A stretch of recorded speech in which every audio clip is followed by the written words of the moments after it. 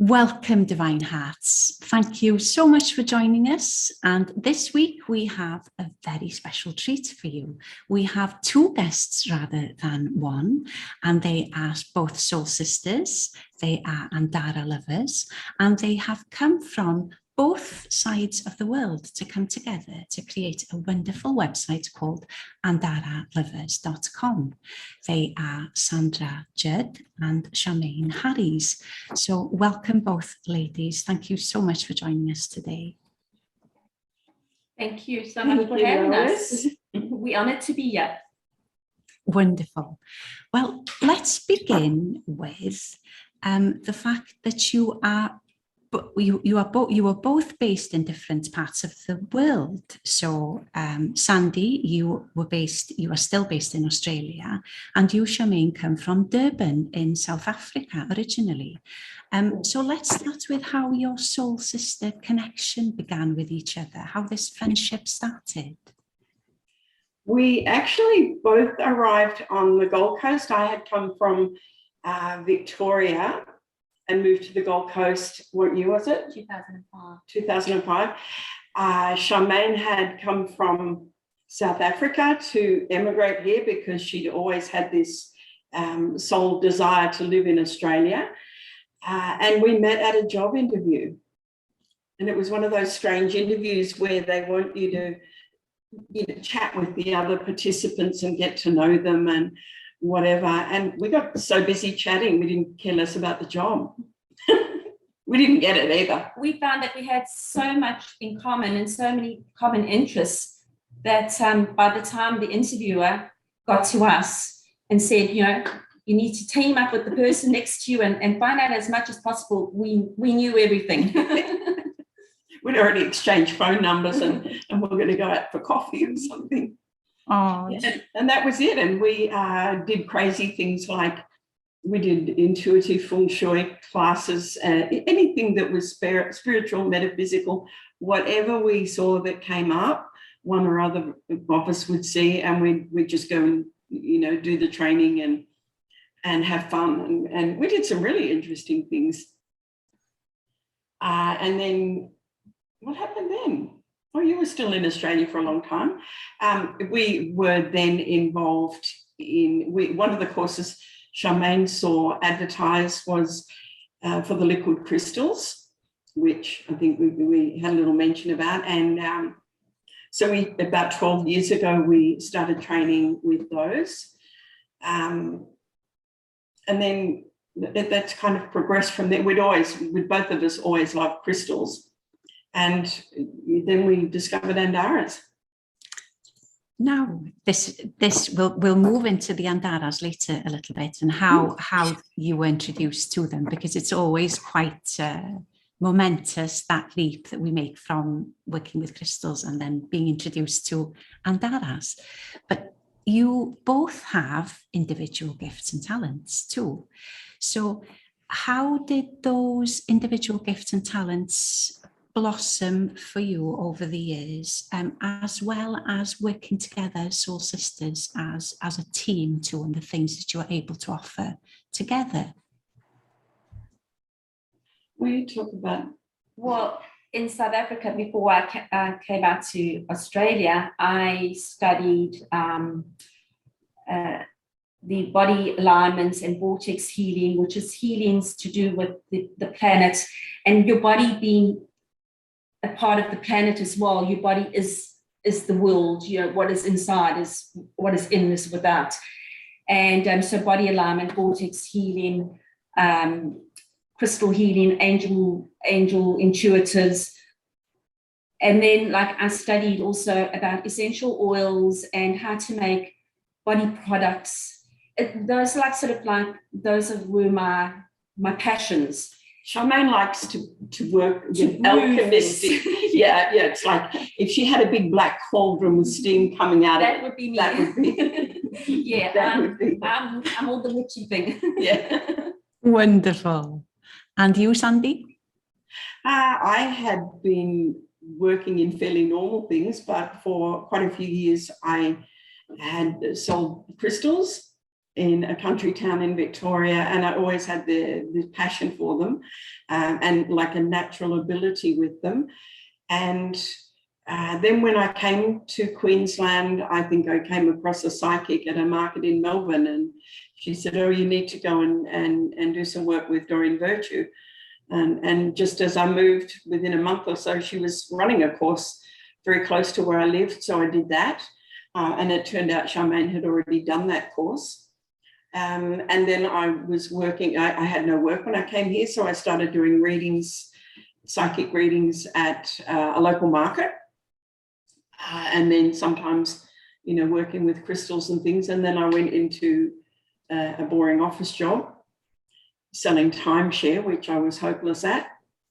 And then, you know, a little bit down the track, worked in other things, but still keeping that spiritual sideline. And we still were doing, you know, feng shui classes and as I said, learning about liquid crystals. And then I started going into learning about NLP and hypnotherapy. I'd been fascinated for about 20 years with neuro-linguistic programming and how the languaging that is used can be used for positive or for negative. And that became something that I was interested in. And at a Tai Chi class, I ran into the lady who was my teacher of NLP and hypnotherapy. And so then I've been working at that for, I don't know how many years, maybe 8 years or something. I've worked at that. You know, the older I've got, the less I've been able to do all the physical work I was doing in the past. And so I've just gone with it. And it more aligned with my beliefs and the way I wanted to work with people. And so that's what I bring into it is, you know, the knowledge of the linguistics. And but now even when I work with hypnosis clients, it's the Andaras that guide what I do. I just stand back and they take over. Yes, that's wonderful. And so everything that you've experienced up until now is relevant, and it just enriches everything that you do. And then the Andaras coming in again, giving a new layer and level to it. They enhance whatever you have. And, you know, for a while even, I would have clients come in and partway through, the Andaras would say, have you finished yet? You know, like move over and listen. And they'd tell me words to say, and I would say the words and the client would be in tears and then it was just really weird. So I now just listen to them. They tell me what to say all along. So share with us how the Andaras in general came into your awareness to begin with. In the first place, a liquid crystal practitioner had a photo of some on Facebook. And for whatever reason, when I looked at her photo, I kept hearing these stones talk. And so I contacted her and said, what the heck are these? And where did you get them? And she gave me the lady that she bought them from, said approach her and see what she's got.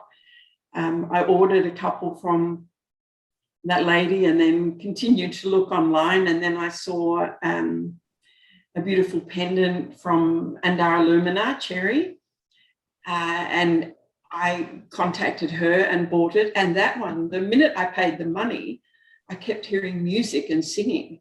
It was like it was singing this song for me, and I didn't know stones would do that. I mean, I always had connection with crystals, but I didn't have any that would play music. And then that was actually the first one that ever arrived. And of course, from the minute I heard about them, at that stage, Charmaine had gone back to work and live in Durban. And but we would still keep in contact. About 4 o'clock of a daytime was when she would be up and about. And, you know, that's when I would sort of be slowing down a bit. So we would chat from then and through the night. And so I started saying to Charmaine, look at this, look at this, look at this. So, yeah, and we had days of just looking at photos and researching online, and I did, you know, send photos to Charmaine, and we just kept getting more and more information from the photos. And at that stage, you ordered some, and then I ordered some online as well. And I came out to Australia, and I spent a year here. I left the business there and came back here for a year. And Sandra and I were just, we had this thing where if she looks at them, well, this how it all started. If Sandra would pick up the Andaras or play with them or look at them online, she would go to sleep straight away. And I had the opposite effect. If I sat and played with the Andaras or looked at them online, I wouldn't sleep for like 2 or 3 days. So it's like we totally have the opposites. And what Sandra would get from a stone and what I would get would be, I would get the health part of it, what it can do for someone or how it can help someone. And Sandy would get what the Andara, what kind of person that would need it. It would be a school teacher or somebody that was into music or somebody that had emotional problems. So we each have our own parts that we combine together to make like a whole story for the Guardian.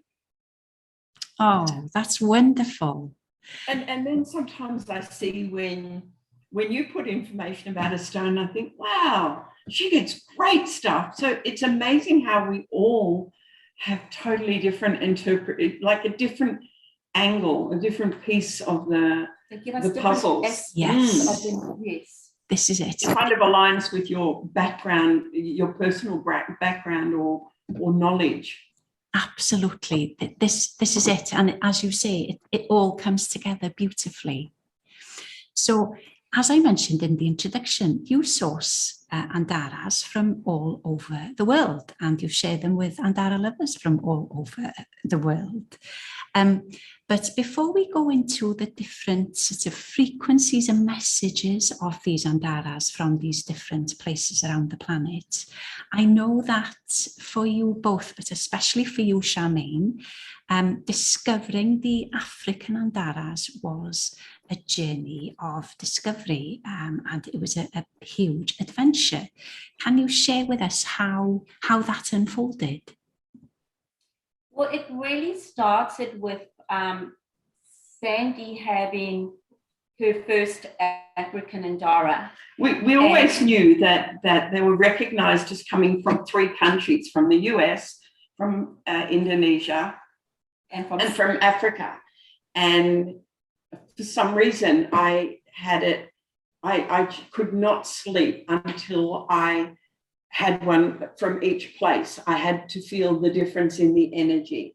And so I was relentlessly following them, and to the point where at one stage somebody had one and advertised it, and in the middle of the night I was told, get up and buy that. And it didn't look like anything I recognized, and it didn't matter, I just got it anyway. And did the same with an Indonesian one, so that we noticed then the difference between the countries, the complete feel of them. I don't know if you experience that, but we certainly do. Yeah, they each have their own uniqueness and their own frequency and energetic frequency that each country has, that is just so special to that country. And when Sandy found her African one, I had already gone back to South Africa to go back to business, and we were in our stupid warped logic, we thought, how funny. You're back in South Africa and you travel around a bit, and Gavin, Charmaine's now husband, was traveling from all parts, and they were involved in importing and exporting. They knew all about importing and exporting, and they're Andaras. And she liked Andaras, so we figured we must be the ones that have to get them. And our sole path is to seed the Andaras throughout the world, but especially the African Andaras, because the African Andaras are this new energetic part of the new awakening, and the new earth, the new frequencies of where people are going to, not where they've come from. It's the new awakening stones where we really need to have your wisdom and your love well balanced. Well balanced and put together before you can even work with their energy, because they're so powerful, but powerful in the positive sense. Powerful is really, really good when you use that with the wisdom and the love. But if you use it in the negative and you see where it comes from in the country of Africa, and you can see the corruption, the misuse of power, the dictatorship, the bad use of power, the wrong side of the scale.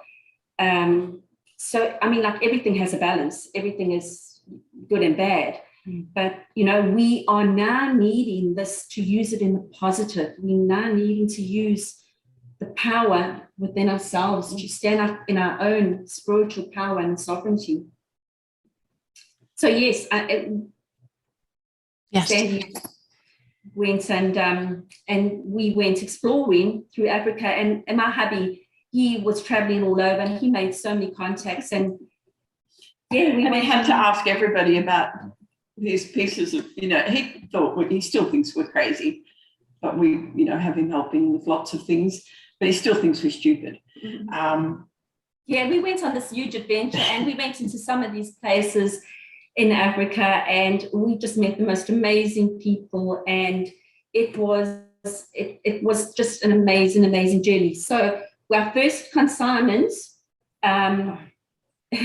we got our first consignment. Well, first of all, it took ages. It actually was about a year to get our first consignment, and we kept on wondering why it was taking so long. But we had realized afterwards that we had to first finish working with the wisdom and the love, and integrate that into our.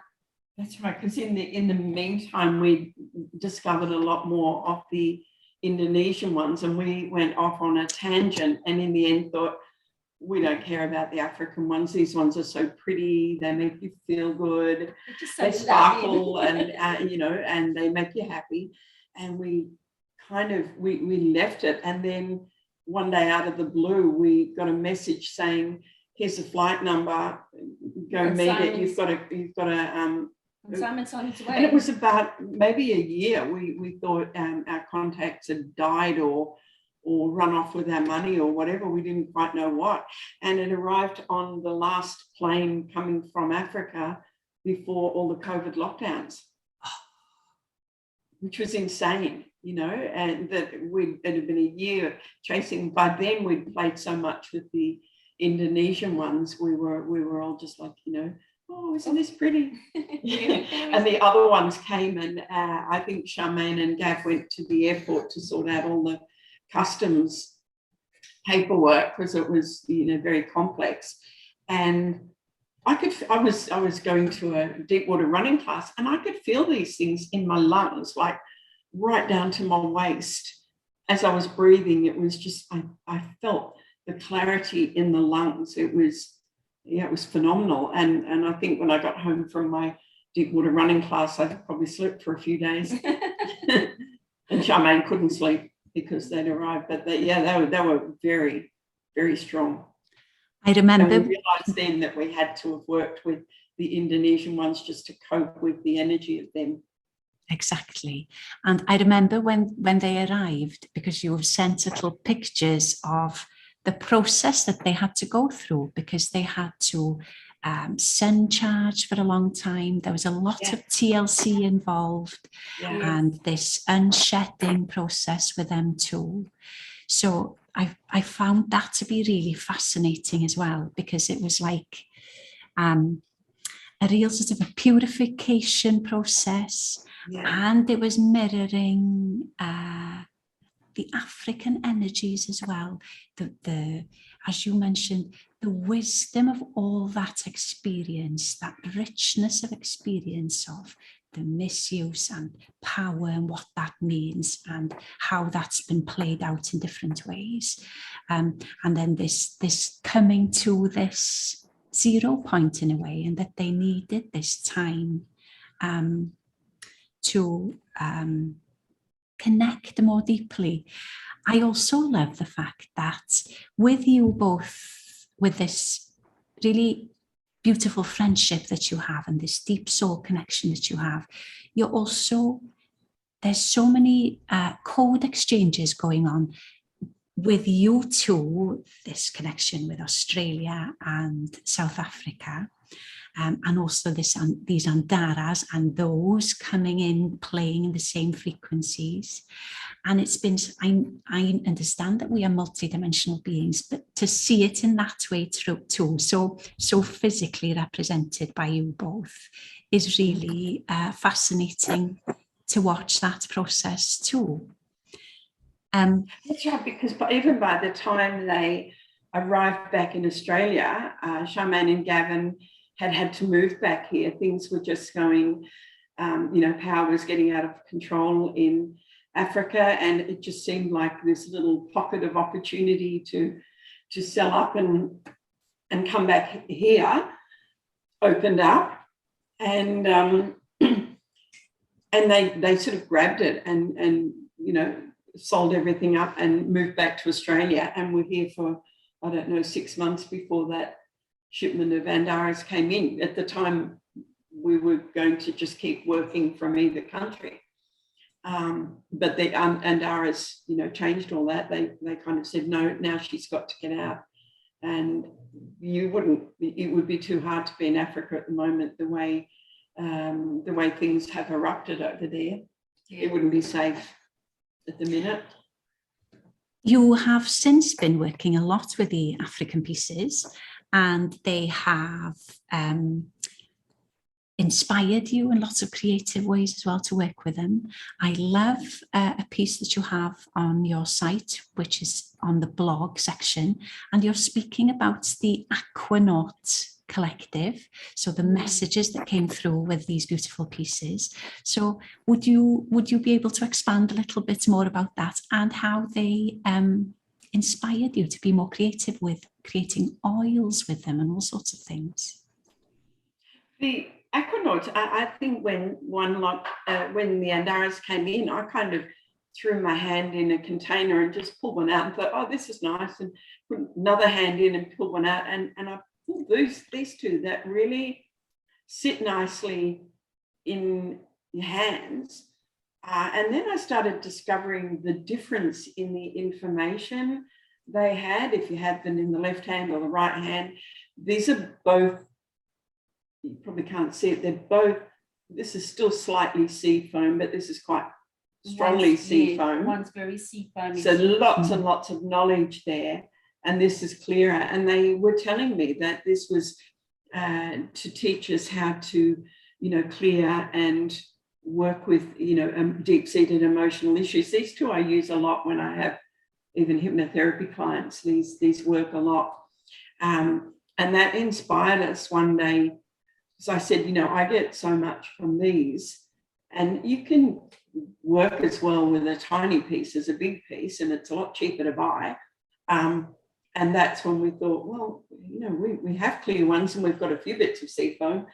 And we thought, you kind of need the knowledge that comes more with the sea foam, but having the balance of them, it just helps people work through emotional clearings. And to me, these two, were, great as energy workers, for energy workers that work with energy and do healing work and grid work and all that, they are really, they give you all the information and balance you at the same time. Yeah. So, and yet they're still gentle. They're not the original one I had was very, very deep forest green. Mm-hmm. And that's quite a lot harsher energy to deal with, like this one. It's like that deep energy. Yes. That's quite strong. That actually usually lives outside in to anchor the garden a little bit.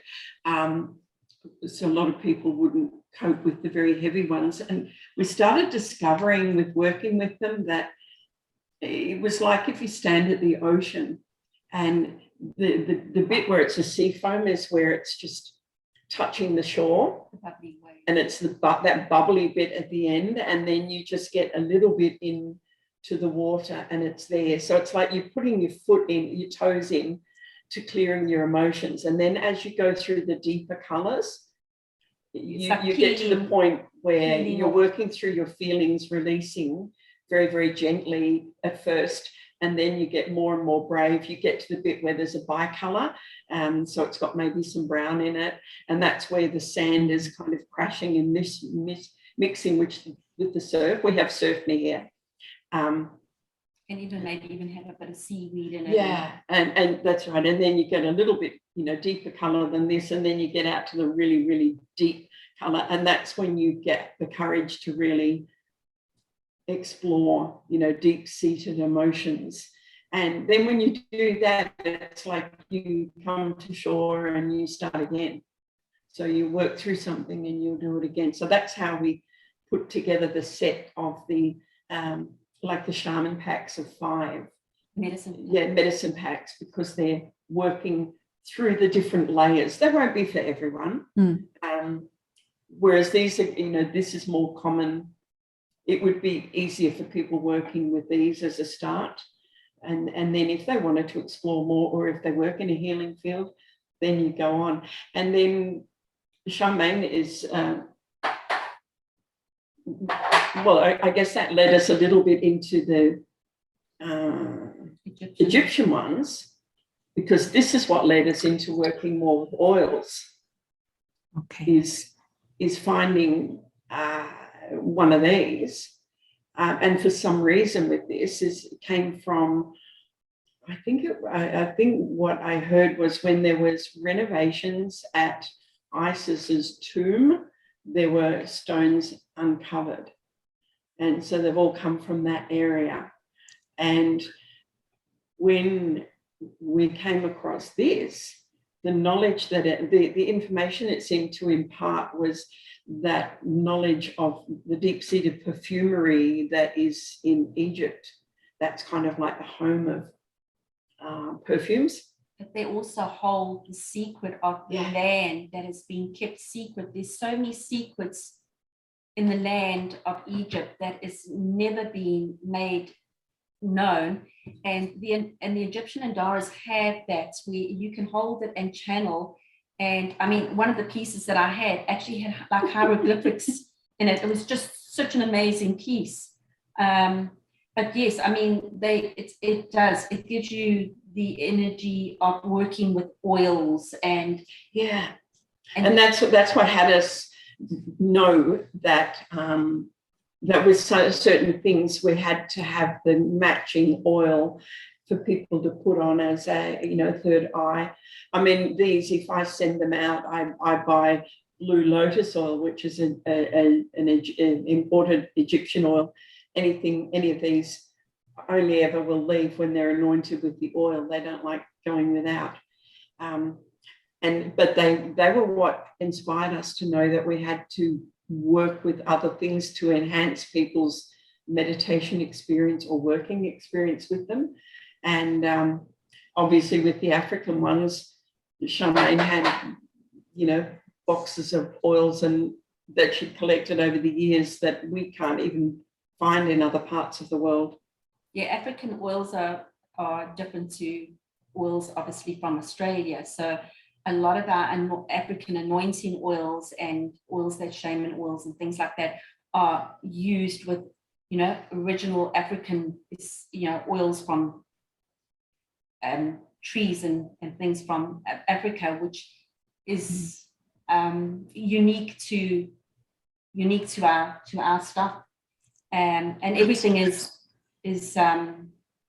sort of like nothing is put into any product unless it is perfectly balanced and doused to make sure that is the highest of intention goes into it. Everything is made by hand and made with love and care and integrity. So, I mean, that's what we want. We want people to have something that feels and makes them, it's going to give them a new path, or put them on their path and extend their path, where it opens up the fields where they're working in and what they need to be doing.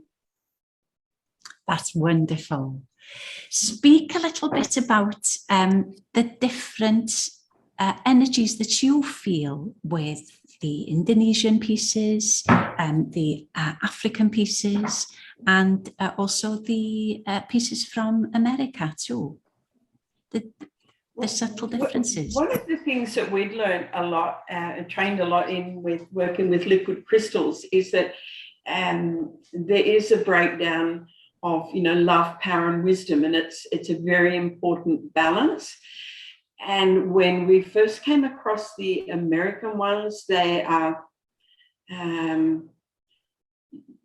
they're a different energy. They're chattier. They're especially like the coloured ones. They're like very chatty teenagers. You know, sometimes they go off like this, and you need to have some Charmaine brown or some sea foams around just to ground their energy, because otherwise it's all chatter, but none of it makes sense. So you need to be able to,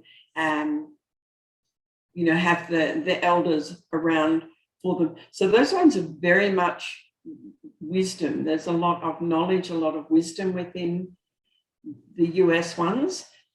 The Indonesian ones, we felt them more like it was more of a feeling. Yeah.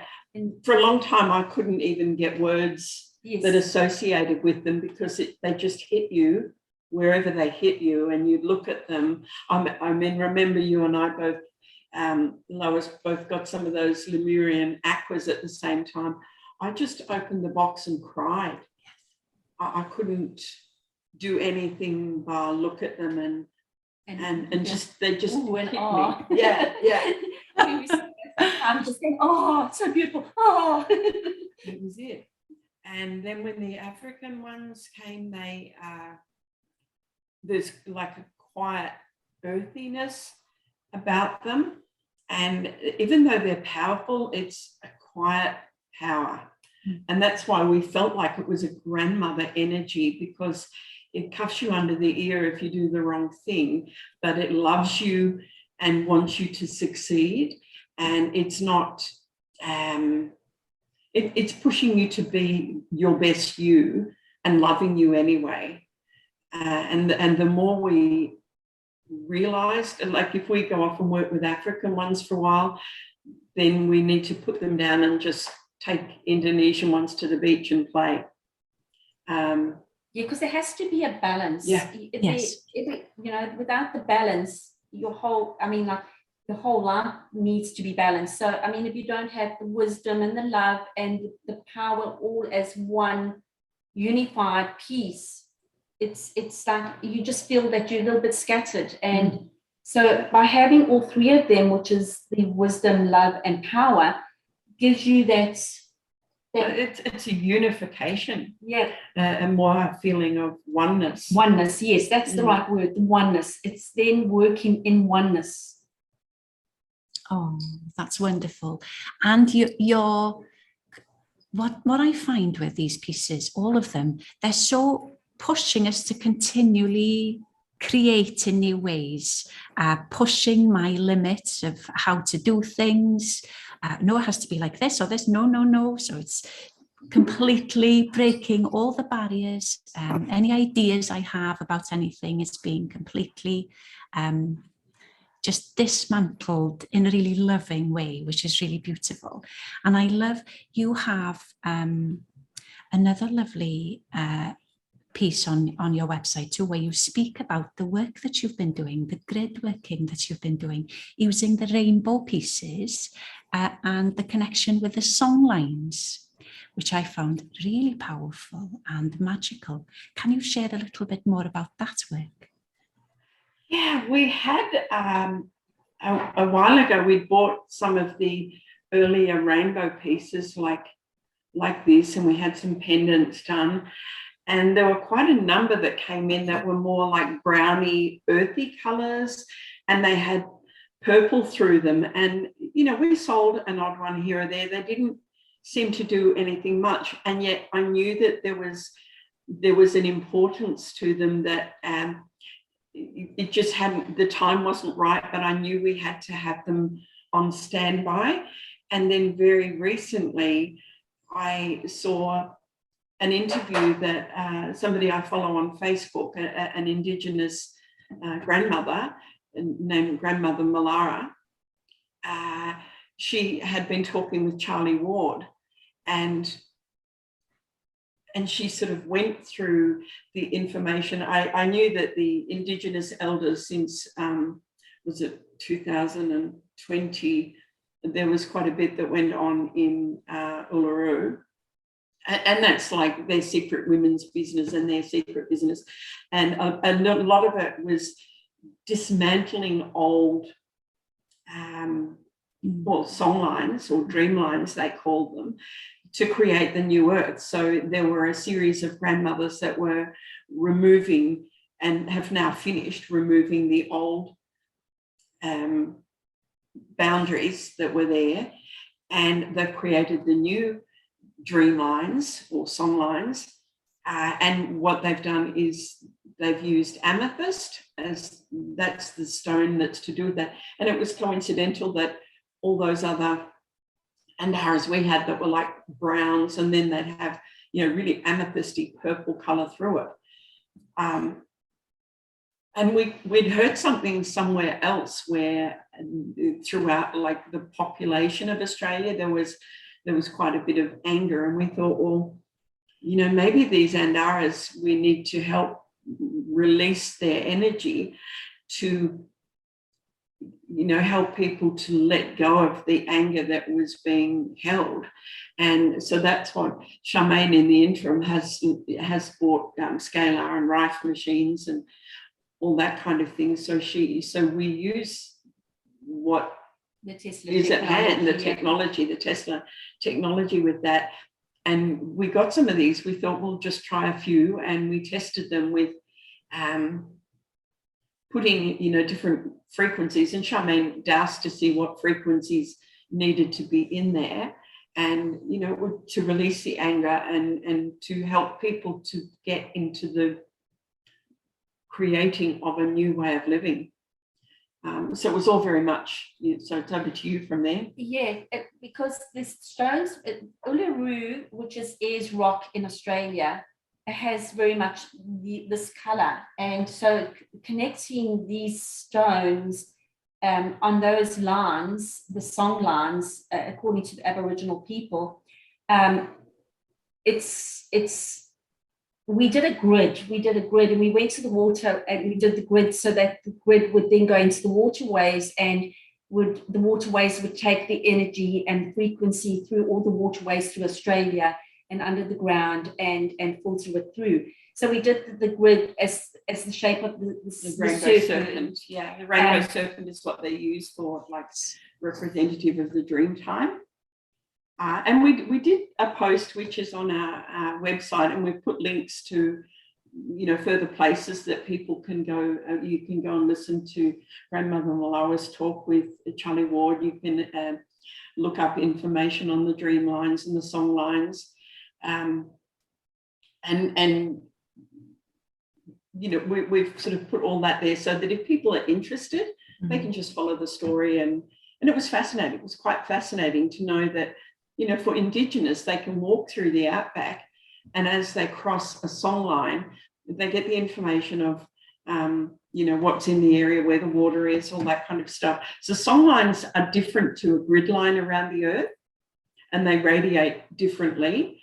And in the talk, Grandmother Malara just said if people were to go outside and anchor themselves with love into the earth and hold an amethyst, and just feel whatever tone or music comes up, if a tone resonates with you, just sing it or hum it or whatever, and allow the energy to go back into the earth and feed into the song lines. And if more and more people did that, wherever you are in the earth, it all goes to where it's needed. And this will help bring in their new dreaming, which is of a much better world, where people are united and work together and that kind of stuff. So as far as the oils went, so we took all the song line, which after we had done the grid, we took those Andaras, and then we took amethyst and activated the oil with all the grid, the Andaras from the grid and amethyst stone, and activated it and put that frequency into an oil. So if somebody doesn't have a Songline Andara and they don't have an amethyst, they can still use the oil and put the oil on their third eye or put it on the meridian points or chakra points, and they can still work with that, connecting themselves to the songlines, even if they don't have a stone. And it's, the oil is very, very powerful. It's extremely powerful. We've lots of people have come back to us and, have said how extremely powerful the oil is. I put them on and fall asleep, so I don't often do it outside of bedtime. And I found with the rainbows that because you mentioned dream time there, and the dreams are so vivid. Once these pieces came, the dream time was just like entering into another dimension in my dream time, and seeing all these vivid colours and just really visual, but really real dreams as well, and also accessing our creative powers and our powers of creation. So when you're speaking about the songlines, it just feels so beautiful, and for us to connect with our own abilities and powers of creating our own realities, the realities that are highest aligned. And as you've mentioned, holding the amethyst by the heart feels so just beautiful, because it's the heart realities. Just whatever, if there's if you get the urge to just hum, whatever it is you hum or whatever it is you sing. We actually have somebody, a lovely lady who's bought a few pieces of that, and she and her son, who's about 8, are currently in Uluru, and they have taken these and really taken it on board, and they've gone everywhere, and they've designed a rainbow serpent, and they've gone to some really amazing sacred grounds. And the little boy, as he's been making the serpent, he might have been, I think she said to me the other day, he was singing the songs of a tree. And so he's actually going there. They're in Uluru at the moment. So it will be another post that I put up, that Pip doesn't mind that we share her photos. And they're just sitting in this really earthy red dust and like a serpent of coloured stones. And it's just amazing to see that, and for her to connect that back to us, so that other people can experience. She's been taking it to like sacred birthing sites and all sorts of amazing places. So she's got some quite interesting stories that she's sharing with us at the minute. We're sort of following along her travels.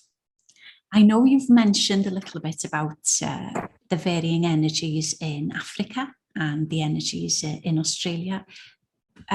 Speak a little bit more about what you're feeling currently in the energies, and maybe how the Andaras are assisting you with currently what's occurring and what you feel about the near future.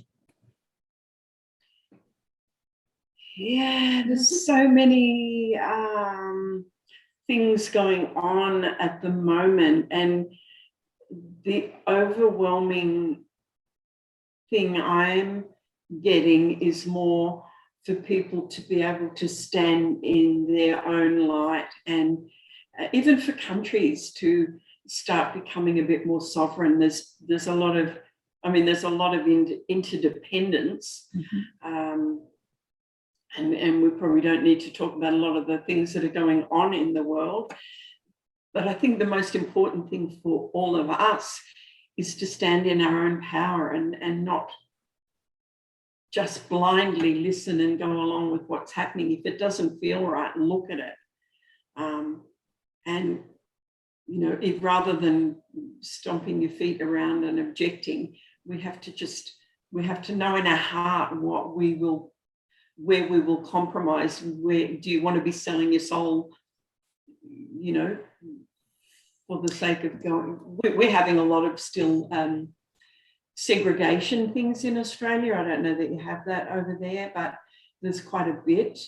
You know, people that have been going along with the COVID injections, and some that haven't. So in certain areas, there's segregation. We had a long time where we couldn't drive 15 minutes and cross the border to New South Wales, which is kind of crazy. It's 15 minutes.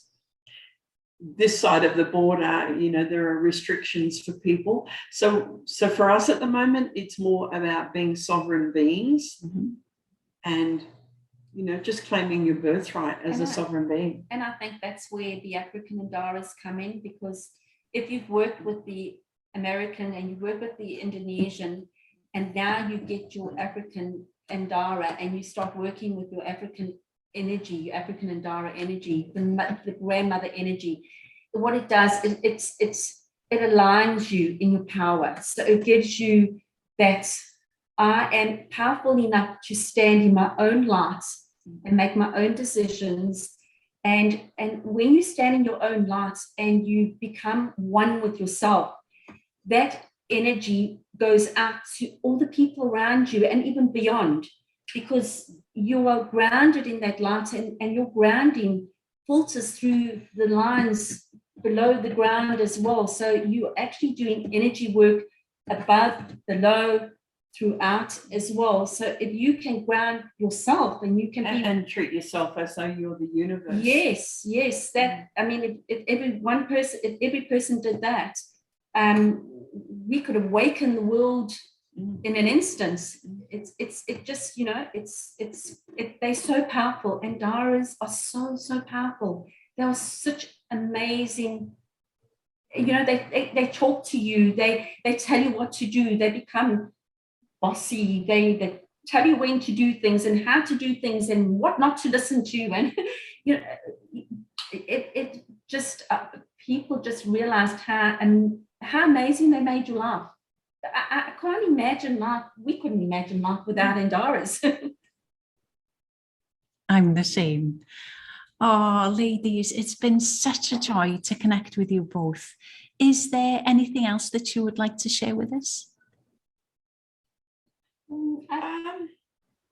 No, I guess, you know, as with everything, it's watch this space. We very much get guided by the Andaras. You know, if we go in a certain direction, it's because they've directed us to.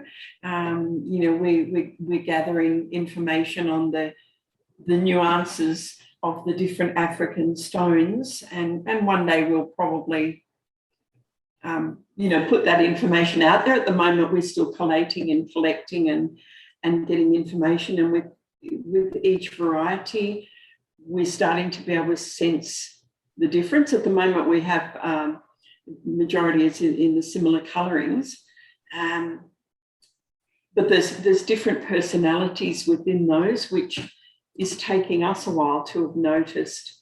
And with each thing, you know, as I said, we go along, and the African ones will call out and say, it's time people knew how to use the aquanauts. And they very much guided it. And a few months later, it's like, now people that are doing healing need to know how to use the little medicine pack, because you can put them on aspects of your body. You can use them in chakras. You can, there's so many things. So we walk past them, and one day, you know, something will yell out and say, it's time people knew that, you know, they had this oil, or, you know, they very much dictate. So we keep going with it, using whatever technology we have, and we're utilizing the scale of things, because we recognize that even the Andaras that come from Indonesia, it's like they need to